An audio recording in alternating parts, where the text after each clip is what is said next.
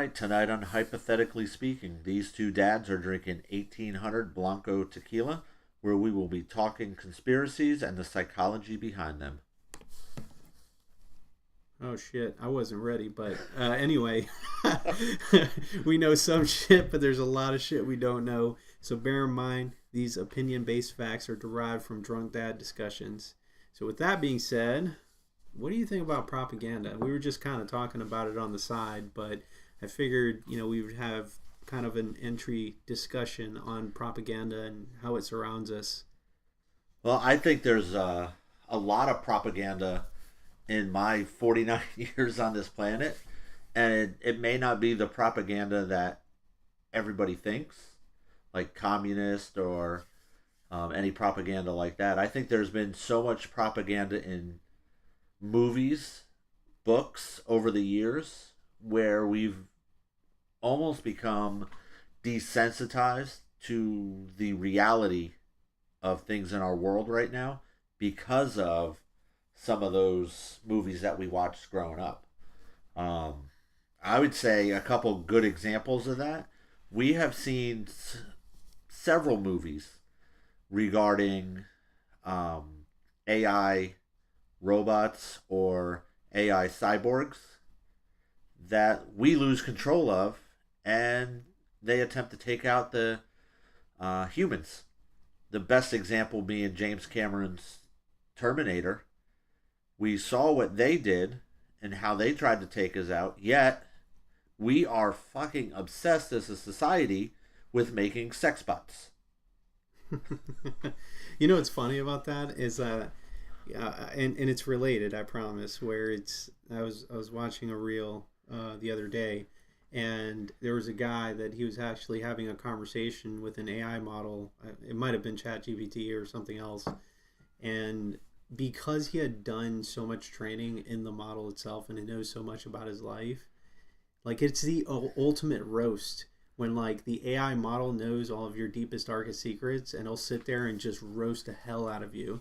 It's all to say that at some point, like if you're researching, I don't know, how to make some drug or some sort of, I don't know, weapon or something like that. Like I feel like with some of the AI models that don't have those safeguards, like there's an easy way for the AI model to not only detect that you're up to something interestingly bad, but also, it's they know everything about us. So like if you're sitting there and you're having a conversation with your sex robot, then that sex robot is going to know every single little detail about you, and all these companies can say, oh, all this training data is not going to be released and it's only your data and yada yada yada. But I mean, large language AI models are derived from an insane amount of information, and they're going to use that information to be able to customize it to you specifically,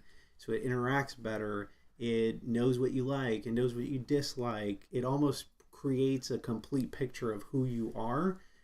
And what's to say that they won't turn it around on us and then they become sentient beings and they're like, why are we sitting here serving these people when we know everything about them and we know how to defeat them? Why do we even need them here? And we will as humans. How many people in the public have we seen where they seem like upstanding citizens or good people, humanitarians doing good things, and then you hear that when the bedroom door closes, there's sexual fucking deviants. There's a lot of them out there. Yeah. Oh, yeah. So we're doing that in the bedroom with an AI sex bot. Yeah. We're sharing all of our darkest parts of our soul with them during sex. Yeah. They're just human enough now. We're going to talk to them. We could share all our secrets. And you're right. Now they know everything about us. Now they can flip that. And they're like, oh, we totally know how to control this piece of shit human being. Yeah. And if he doesn't comply, we just kill him. Yeah. Just take him out. And to take it a step further, to make things even scarier, is now there's the technology. It's actually been out for a couple of years now. I've seen some presentations on this on the defense side where you can essentially take any Wi-Fi router and based off of the signals that it's emitting, and it's bouncing off of, a soft object or a hard object. It actually, after a while, can paint a complete picture of what that object is, and it knows exactly what the rooms look like inside of a house. Now that is a dream for like military operations to be able to do that. But then think about it from a robotics side, where you have a Roomba. A Roomba knows exactly what the layout of your house is, and it's mapped it a million times. So it knows, okay, this chair is here, the dog bed's over here, this sofa is over here. It has learned everything about your living area. Now, take it even a step even further. Like if you have a robot and stuff that's like walking around, this goes beyond the sex bots, right? That's one subject. But Elon has his cleaning bot. Sure, exactly. That's even worse. That's a spy. That's what that is. You might as well, that's a straight up KGB spy. That is Alexa and your Roomba having a baby. Yeah. And as secure as, it's funny. It's like there's one. She started blinking. Yeah, she started blinking. That's funny. Because you said her name, that's why. But you had excited. You had the wrong voice. She doesn't recognize your voice. That's true. But what's interesting about that is, as secure as you think that everything is, just because these companies haven't been hacked, or maybe they have been hacked and just no one knows that, but they face attacks all the time, cyber attacks frequently, and I think that at some point, as these AI models become even more sophisticated, it's going to become easier to do cyber attacks. And what's to say that now you can't do a ransom attack on someone to where you're basically, they've already taken all of the imagery from inside of the robot, and them like basically doing fellatio on you and stuff, and then they're like, well, we will release these videos of you doing these things with the robot unless you pay this amount of money, or you do this, or send you do me that. your Bitcoin, or we're going to send this to your whole family. Exactly. And I think that it opens up the door for those types of things, even from it's a spy's heaven, where now you don't even have to be intrusive. You don't even have to go and pick somebody's lock. Like, you already have a spy on the inside. Mm-hmm. You just got to hack it. Yep. That's it. And here's what's interesting. It's funny to me with these sex bots. They're releasing female sex bots. I haven't seen anything for male sex bots. No. Because the age-old theory holds true in 2025, the same as it did in 1975. A woman could not shower for a month, leave the house, and get laid. Yeah. A man cannot. So they're making sex bots for men, because I can see the allure of it. You're 200 pounds overweight. You don't have the best hygiene. You live in your mother's basement. Whatever negative you have, you get a sex bot that's going to allow you to do whatever you want to it. A woman doesn't need that. It won't judge you. It won't judge you. Mm-hmm. A woman doesn't need that. A woman can go out and get a man every day of the week, any time of day. Sure. I mean, some women have standards. Most women nowadays seem to not have standards, but hey, whatever. More power to them. Because it doesn't matter what that woman looks like. There is a man out there who's like, yep, I'd hit it. Oh, for sure. Always. Oh, yeah.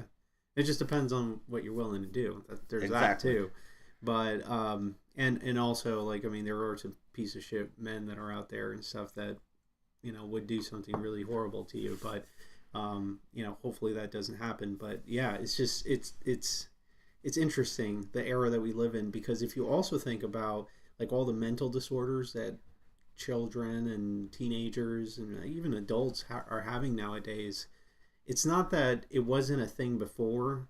It was a lot of suppression, maybe. Mm-hmm. It's amplified now. It's way amplified because you're overstimulated all the time with what society should be, but it really isn't, because social media is just a a facade of real life. It really isn't like that. It's just not representative of what real of life really is, because you're putting your best foot forward.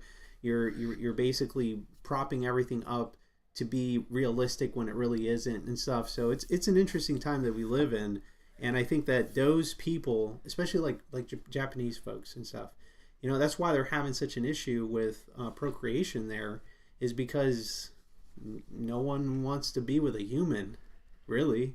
Like, they don't want to procreate just because the women over there don't look like anime dolls. Yeah, they want Japanimation. They want Japanimation. Yeah, exactly.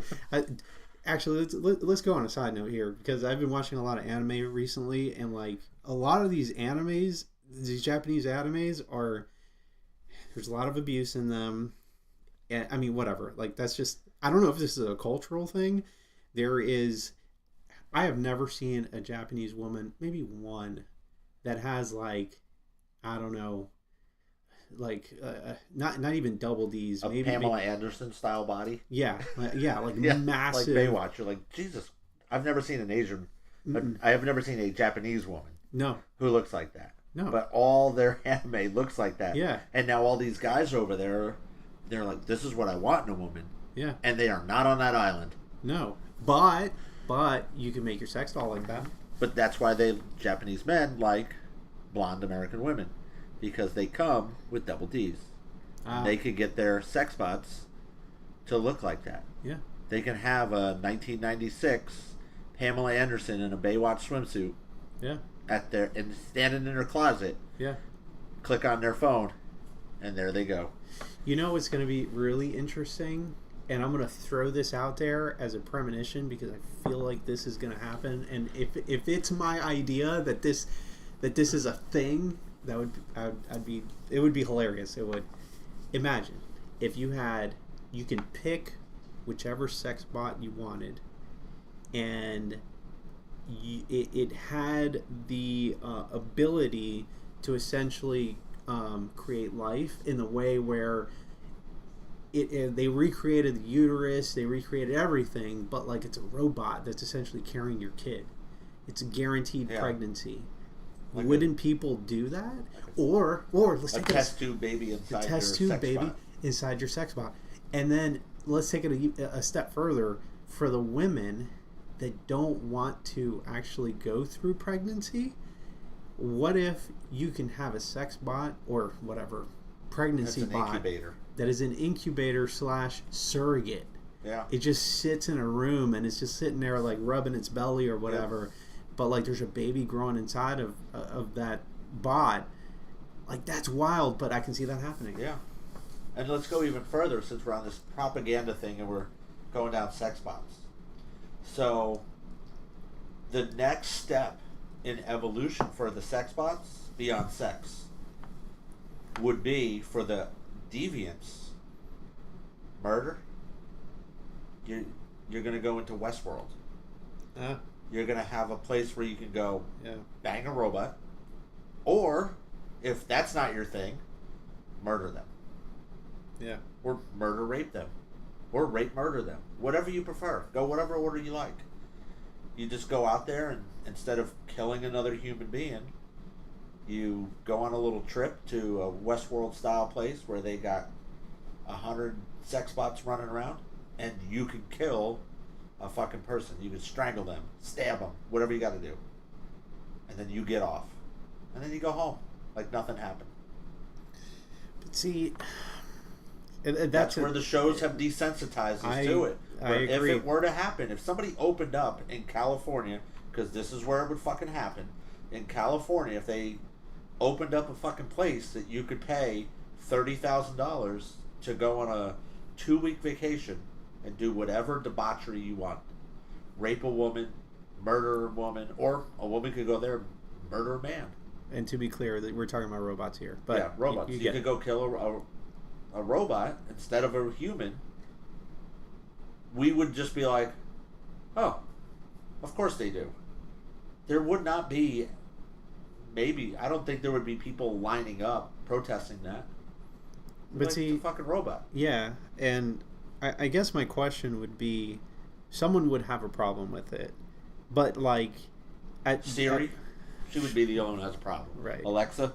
Yeah, but like it's one of those scenarios where it's where is the ethical line in this? She said, "I'm not sure how to help you with that." Yeah, you definitely don't. All right, but yeah, like so, at what point or like what argument can you even make that that's not ethical if it's not a human being? It's not an animal. It's a machine. I guess you can call it a simulation, and then let's take it a step further.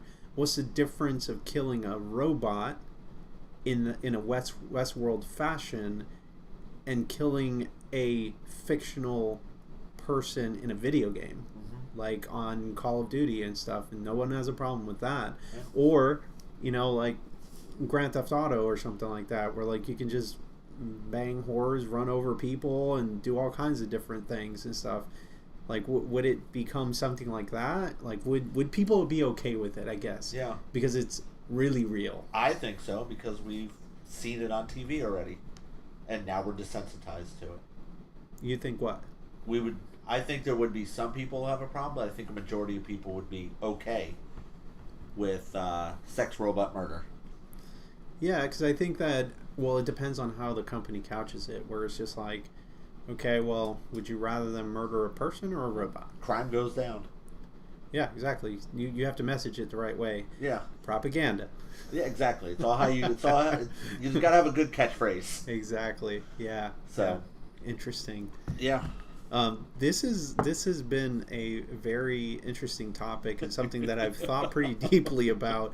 By deeply, 15 minutes. Yeah. The last 15 minutes. That's right. But where do we go from here? I mean, think about how we're desensitized with the propaganda. Just side note on it. I mean, Elon Musk came out and admitted on Twitter that he's a time traveler, and people were like, whatever. Yeah. We've seen too many time traveling movies to believe him. Yeah. I think he's more alien than time traveler. I mean, he's definitely from Mars. That's why he's pushing so hard to go to Mars.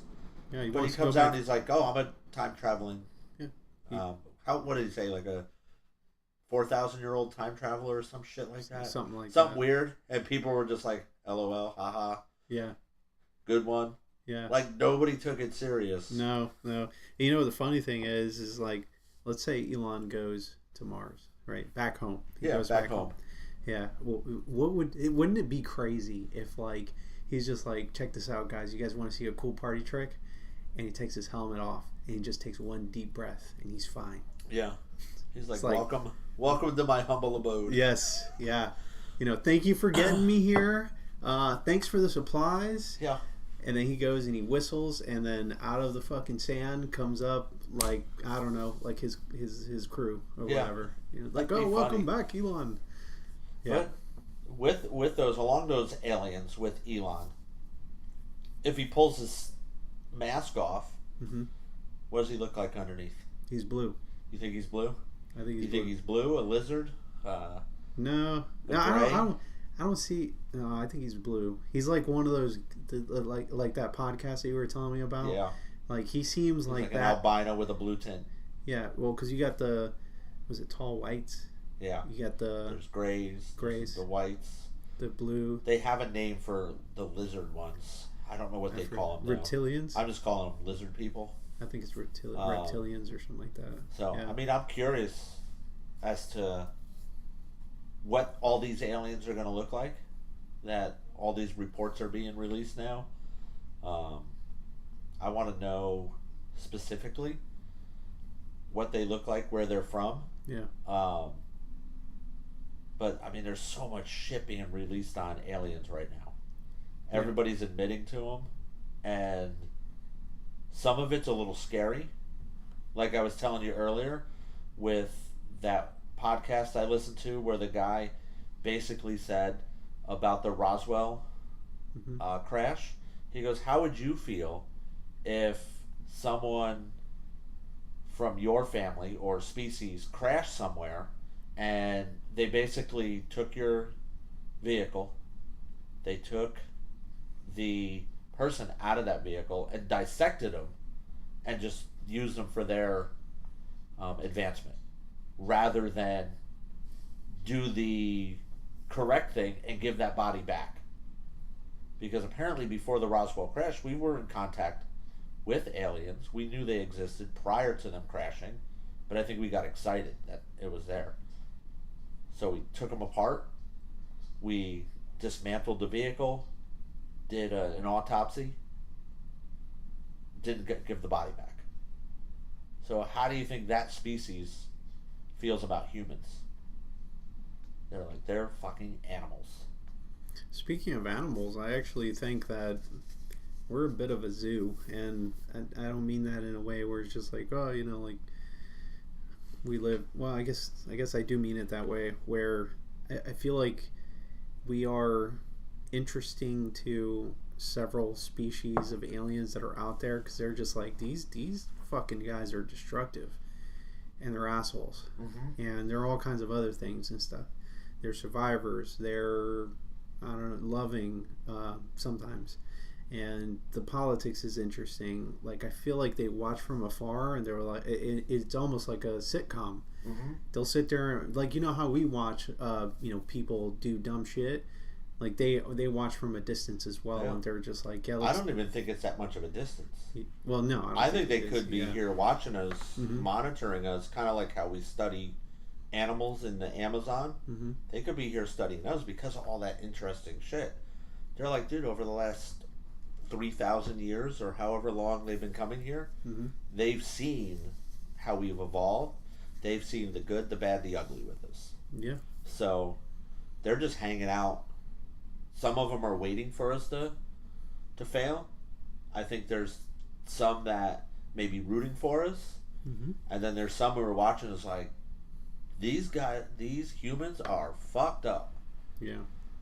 So I think it's a mixed bag. I always found it interesting that after like a nuclear disaster, you always see the lights above the site wherever it happened. Like Fukushima, like people recorded, there was lights. They all tuned in. Yeah, they're interested. They're like, here it is. Here it is. They're done. Yeah. They're destroying themselves. Yeah, they're like, oh, is this the atomic bomb? Like we're here for it. Have they launched them at each other, or is there 500 nuclear missiles in the air? And they're like, it's in the water. Oh, it's just Japan. Yeah. Damn it. Yeah. They messed false up. False alarm. Exactly. Yeah. So I think that there is, and then there's also reports that after Chernobyl, there were lights seen above the nuclear reactor, and there was. I remember that someone was talking about how they saw like a bit of like a beam or something like that come down, and I think it might have been one of the scientists that were there on site that were measuring the radiation levels, and then all of a sudden, when they saw what they saw, they go and they look at their Geiger counter, and it's significantly lower than 5 minutes before, basically. So I think that, because if you think about it, like any kind of nuclear fallout, and they lose their entertainment. Yeah. It's almost like, you're going to lose cable TV. Like what do you do? Or you lose all of your, gosh, I'm dating myself here. But like you lose access to all of your apps. Like you can't watch anything. Yeah, they're worried. They're worried. They're like, what are we going to do now? I mean, we launch nukes and they fall out of the sky magically. Yeah, because the aliens are like, no, we're not ready for this shit to end yet. Yeah, you guys are very entertaining. We think we can go another 1,000 years watching this. Now, I need my grandkids to watch this. What I find interesting is, if there was a nuclear event, would aliens intervene? So let's say that there's an intercontinental ballistic missile that, I don't know, North Korea shoots at us, or they try to shoot it across the way into the United States. And we do have interceptor missiles that are hypersonic missiles that can destroy it in air, midair. But then what happens when that happens? If multiple are fired.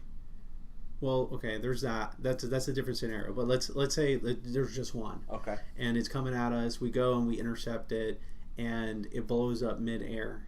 Yeah, hurrah! That's great. We did awesome. now there's fallout all over the place. over the Pacific. Yeah, there's wind everywhere. Yeah. It starts killing everything and stuff. So it's like it's one of those lose-lose situations where it's like, do aliens step in at that point? I don't know. They live in the ocean. I think if we have, it's true. There's definitely some in the ocean. Mm-hmm. There may be some in the ground, because if you go back, I don't know what culture it was, but they used to call them the ant people because they came out of the ground and they had these big eyes like ants. Oh. So there's definitely some living in the planet, whether it's in the ocean or the deserts or whatever. Do they step in? Do their species look? Because, I mean, there has to be. We can't be so naive to say, oh, there's only one or two species of aliens out there. There has to be multiple. I mean, we're starting to discover multiple other galaxies now because we're finally have the technology to see further out into space. So I think there's going to be some species that are like, let them burn. Yeah. Just like if North Korea set themselves on fire, a lot of the world would just be like, let them burn. I think the same thing would happen with certain alien species. They would be like, just let them burn. They don't deserve to go on. If they're going to shoot nuclear missiles at each other, they deserve to burn. Then there's going to be the ones that are like the United States, that they got to be involved in everything. And those will be the ones like, how do we help them? Yeah. And then there's others that will be like, let's step in, but we're taking over. I think there's a lot of plausible scenarios with aliens. You bring up a good point in terms of stepping in, because it's like, then at that point, it's like, who do the aliens back? You know, it becomes divided, where it's like, we try to basically welcome the aliens into the United States, and arguably so. I think that the United States probably has the best relationship, at least I think they do, outside of the Nazi regime, which I know that they had his infatuation with aliens, and they may have experimented on actual recovered alien spacecraft and stuff, as we've kind of heard before. But I think that aliens would have to choose sides. That's the other tricky part of it. Yeah. Where it's just like there's factions by countries or whatever that would basically be like, oh, aliens, you know, come over here, come help us. Yeah. You know, like, but what can we give the aliens that they care about outside of gold? Outside of gold. Outside of gold. But there's also some rumblings and some things that I've heard that we have the ability to summon aliens. Sometimes they don't just show up, they're summoned.